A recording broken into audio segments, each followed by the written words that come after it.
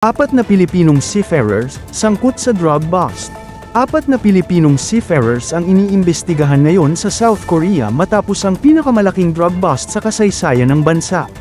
2 sa kanila ay naaresto, habang ang 2 ay persons of interest, kaugnay ng pagkakadiskubre ng mahigit 2 toneladang hinihinalang cocaine sa barkong MV Lenita. Ayon kay Migrant Workers Secretary Hans Leo Kakdak, inaasikaso na nila na mabigyan ng asistensyang legal ang mga sangkot. Samantala, 16 na iba pang tripulanteng Pilipino ang nakauwi na sa Pilipinas noong ika-11 ng Mayo at 12.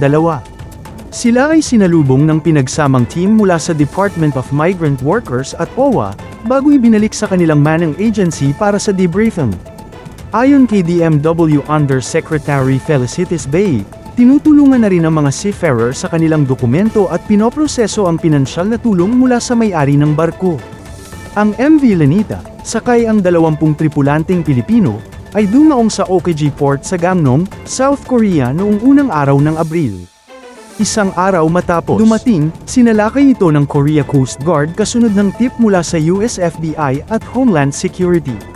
Sa nasabing operasyon natuklasan ng droga sa tagong bahagi ng engine room.